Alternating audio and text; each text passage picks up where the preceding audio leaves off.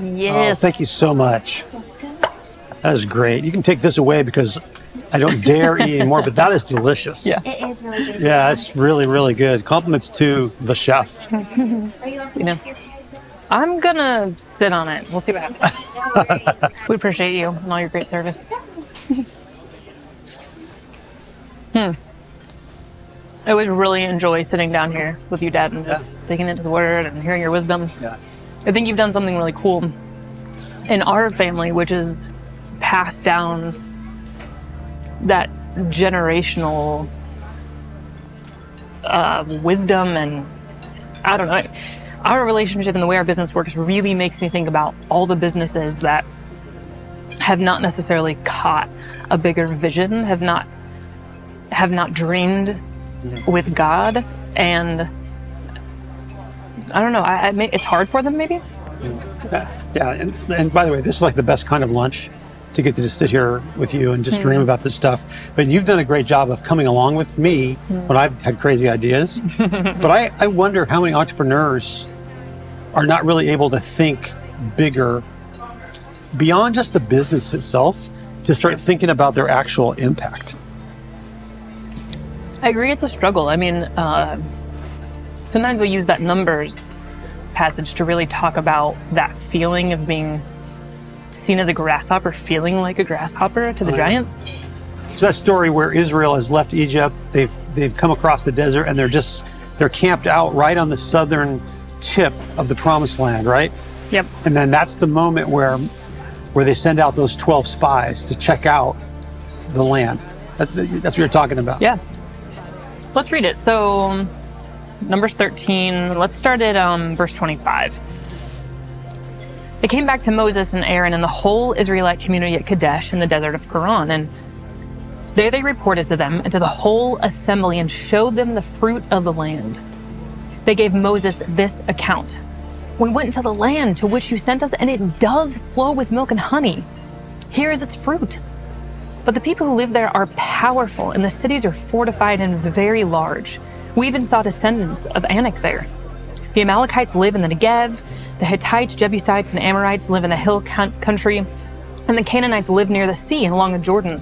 And then Caleb silenced the people before Moses and said, we should go up and take possession of the land, for we certainly can do it. I love that, that confidence. But the men who had gone up with him said, we can't attack those people. They're stronger than we are. And they spread among the Israelites a bad report about the land they had explored. And they said, the land we explored devours those living in it. All the people we saw there are of great size. We saw the Nephilim there. We seemed like grasshoppers in our eyes, and we looked the same to them. Which that line's hilarious, as if they interviewed the giants. And we're like, I feel like, do I look like a grasshopper to you, or is it just me?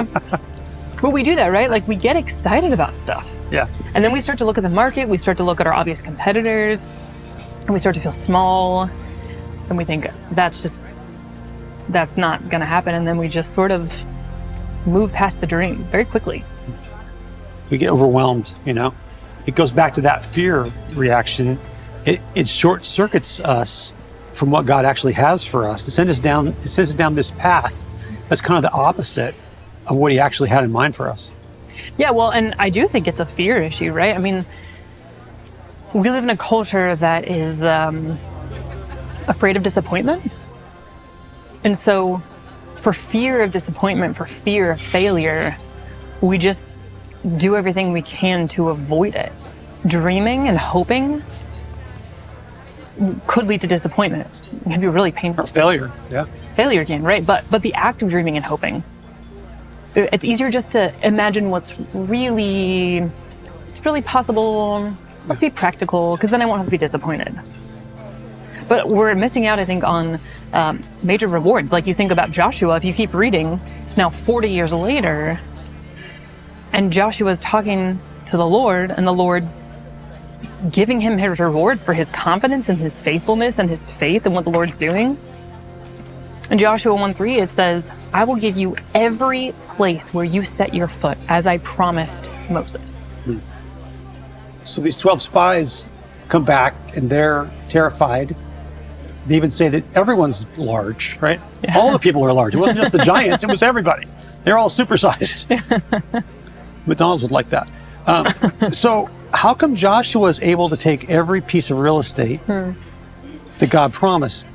It's because God went with him, just like he wants to do with us. And so you could keep reading in verse 5 and 6. No one will be able to stand against you all the days of your life. As I was with Moses, so I will be with you. I will never leave you or forsake you. Be strong and courageous, because you will lead these people to inherit the land I swore to their ancestors to give them. I never cease to be amazed by the upside down nature of the kingdom. Like, you think about this new weird little nation that's been wandering around the desert for 40 years. They have no home, they have no king, everything they do is super counterculture, and they're at the edge of a land that's full of really the powers that be of the time. And the Lord is saying, I will go with you. Everywhere you step your foot, I will give to you. I mean, that's wild. Yeah. I think there's another time in Matthew that makes me think of the way that Jesus describes the kingdom. So like if we look at Matthew 13, there's a couple good parables in there about this weird nature of the kingdom. Matthew 13:31, it says, he told them another parable.